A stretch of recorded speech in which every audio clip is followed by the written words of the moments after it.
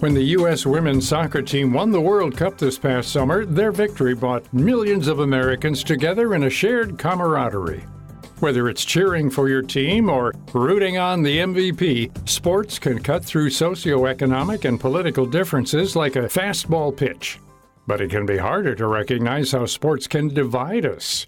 It's not just about if you're a Red Sox or Yankees fan. We're talking about a division based on who you are. One of the things we notice about gender and sports is that it is still highly a gendered space. It's one of the most gendered spaces that kids live in, honestly. So, for example, even though kids go to mixed-sex schools, they often play on single-sex sports teams. That's Dr. Christia Spears Brown, a professor of developmental psychology at the University of Kentucky and author of Parenting Beyond Pink and Blue: How to Raise Kids Free of Gender Stereotypes. Brown's research focuses on child development and the long-term effects of gender stereotyping. We asked her about potential links between sports and a child's gender identity. Activities like football or NASCAR have traditionally been categorized as masculine male interests, whereas dance or ballet is seen as more feminine. Brown says these gender divisions play a role in how a child views themselves as they grow up. I think we have to be really mindful of the fact that among kids, there aren't physical differences in terms of strength and speed, really. So having these really segregated spaces just don't make sense for what kids are capable of. Brown has two daughters of her own, ages 15 and 9. When asked what sports she would prefer her daughters to play, soccer or basketball were not her number one picks. Can you guess what it was? Taekwondo. I reflect on why I like them in Taekwondo so much. My youngest daughter is kind of in the middle of all of the belts. And it's great because it is not gender differentiated. All the kids are in there. They have the same uniforms. They have the same requirements. It really is, each person has their kind of thing they need to achieve. And it's really the same for everyone. They're paired up in sparring based on height and weight, not based on any kind of gender distinction. It's not hard to draw a parallel between the mantra Taekwondo teaches and the kind of equality so many athletes, especially female athletes, hope to see in sports. Brown has always taught her daughters that it's okay to be different. One of the things I've really worked hard at is talking about some girls like this and some girls like that, and some boys like this and some boys like that. So some girls are strong and like to play sports, and some girls don't really like to play sports. They may want to do something kind of quieter. And some boys are really good at sports, but some boys would rather not play sports. And so kind of focus on that there's not a good sport or a bad sport or a good way to be or a bad way to be, that feminine traits are really positive and masculine traits are really positive. We all just need to have a nice balance of all of them. Breaking gender stereotypes can happen at all stages of life. One athlete who was able to tackle these boundaries literally was K-Lani Nava. Nava was the first female football player to play, score, and win in a Texas high school state championship game. She grew up in the South, where deeply rooted stereotypes dictate how boys and girls are supposed to behave. But when her freshman year of high school rolled around, Nava didn't want to be a cheerleader anymore. She wanted to be cheered on the field. In 2017, she was named the kicker for Strawn High School near Dallas-Fort Worth. We asked Nava if she feels like football affected her femininity, and her answer was as straightforward as one of her game-winning field goals. No, never. I've always been positive about everything in the fact that I was able to play in a male sport. It just made me hopeful for other girls to see that you can play in a sport that's dominantly males and still be you. Being a female football player in Texas, where football dominates every Friday night, may have had its challenges. But thankfully, Nava had the good fortune of finding support all around her. My mom she's been the most supportive throughout all of it. It took my grandma a little bit longer. She wanted me to be a cheerleader, but when she started realizing how good I was and everything, she was my second biggest fan. Even the school's football coach was in her corner. It was actually Coach Dwayne Lee's idea for Nava to try out after a few of his football managers saw her kicking footballs for fun after one of her cheerleading practices. They were beyond impressed and told Coach Lee about her skills. Nava can't help but be grateful for the conversation her coach had with the other players when she joined the team. When Coach Lee said that I was on the team, he said y'all are going to support her and be by her because she's your teammate first. And they took that to heart. Nava was lucky she had so many people supporting her. That's one of the reasons she's a fierce advocate for more girls to step in and play sports they otherwise wouldn't. There is no written rule that this is a male sport. Anyone can play. It's always been dominantly males, and it's scary for girls to step out of their comfort zone. People bring you down saying, oh, you're too small and all that, but you're never too small. Because there are guys that are smaller than me that play football and do amazing. Nava knows she took a gamble by playing a full-contact sport like football.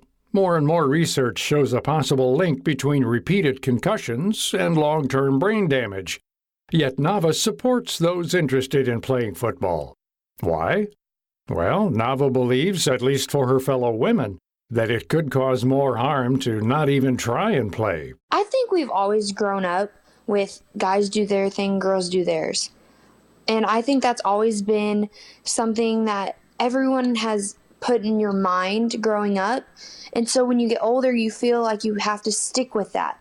And it just takes risks. You just have to be risky sometimes and go out there and do something you feel like you belong doing. Growing up, Nava looked up to many female professional athletes who triumphed despite the critics, including Alex Morgan on the U.S. women's soccer team. She says it was a special moment when they won the World Cup for the second time in a row, and Nava is not alone in finding inspiration through athletes. The psychological benefits of having powerful role models can't be underestimated, according to Brown and her research. This summer, Brown saw its influence firsthand at the Women's World Cup when she was teaching a class in Paris on gender equality. It's very exciting. And I think what we see time and again in research with kids is how much representation matters and how much seeing women on TV be strong and powerful and competitive is really influential in what kids can imagine in their own futures. And so I think I was definitely excited just as my own kind of patriotism of watching America do well, but also knowing as a developmental psychologist what it means to like the 9-year-old girl who's on a soccer team and the 9-year-old boy. To see those kind of images is pretty profound. A profound change that perhaps hasn't been seen since Title IX was passed in 1972. This act mandated equal federal funding opportunities for both male and female students in higher education. The number of intercollegiate female athletes in 1972 was only 32,000.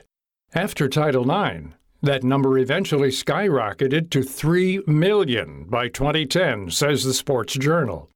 Still, Brown says change is not easy, and as the sports industry evolves, so will our understanding of the importance of equality within sports. It seems as though you have these really kind of hallmark moments. So, the 1999, for example, women's soccer team. And I think this soccer team, because it's been such a high profile win, will lead to probably profound changes.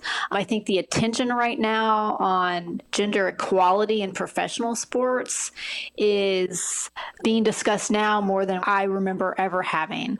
So I think this is probably going to lead to a lot of change. Then there's probably, if history repeats itself, which it usually does, there'll probably be a little bit of backlash.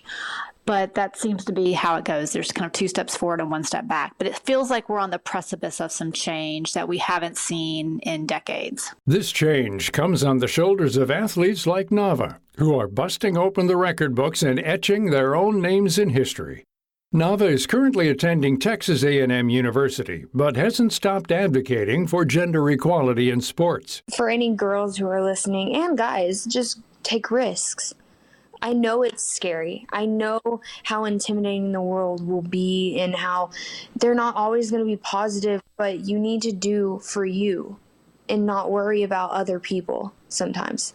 You need to be a little selfish sometimes. It's a good thing. It ends up being a good thing sometimes. For any parents who are listening, Brown can't emphasize enough how important it is to communicate this mindset to your child. I've always kind of talked to them like people and in child-friendly language, but I think that's part of it is we often assume kids can't understand these concepts. And so I think it's, what I say a lot, like in my book, is that societal messages about what girls are supposed to be and what boys are supposed to be come at them from the moment they come onto the earth, right? The minute they're born, the world kind of puts them in a pink and a blue box. Talking about sports is good, but supporting them to try out a different sport, and not just the most popular ones for boys or girls, is important. Sometimes parents say, well, if I just model a gender kind of free home. So, my husband cooks and I work, so therefore my kids won't endorse gender stereotypes. But most kids endorse stereotypes by like age 3. In the context of sports, by the time they're 8, kids are saying stereotypes about who should play what kind of sports. They think boys like football because they like to get dirty, girls like ballet because they're soft and delicate. And so you have to talk to them explicitly about that. You can't just assume they're going to pick up your unbiased ways because the societal messages are just too loud. Sports teaches children teamwork and discipline, but also sparks self-confidence and individualism in children. The next generation of little ones are growing up fast. Let's just hope the rest of us can keep up and keep cheering for them no matter what sport they choose to play. For more information on this topic and both of our guests, visit viewpointsradio.org. This segment is written and produced by Annie Krall and Amira Zaveri. I'm Gary Price.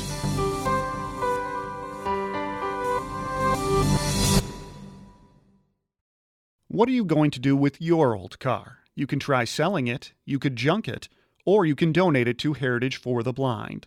Your car will be towed away for free and your donation is tax deductible. Just call 1-800-835-1478. Heritage for the Blind accepts cars, vans, trucks, and boats. It doesn't matter if your vehicle runs or not. It will be towed away for free, and you'll be supporting those that need help. Heritage for the Blind is a nonprofit organization that helps the visually impaired live fuller lives. Call right now to donate your car, and as a special thank you, you'll receive a free 3-day vacation voucher to over 50 locations. Call Heritage for the Blind right now. Call 1-800-835-1478. Donating is easy, and your vehicle is towed away for free. Plus, you'll get a free vacation voucher for donating. Call now, 1-800-835-1478. That's 1-800-835-1478. Thank you for listening to Viewpoints Radio, a production of Media Tracks Communications. If you enjoyed this broadcast, please support our show by subscribing, sharing it with a friend, and leaving a review on Apple Podcasts. You can find more Viewpoints stories on Apple Podcasts, Google Play, Spotify, and viewpointsonline.net. Also, follow us on Instagram and Twitter at Viewpoints Radio. Coming up next week. It's a little mind-boggling that this is still a trend worldwide. Why are millions of women still whitening their skin? Then, so they were just like, here, just take some medication and you'll feel better, which I did not. One soldier's story of being raped while abroad and how the military responded. I'm Marty Peterson. And I'm Gary Price. These stories in depth on your public affairs magazine, Viewpoints.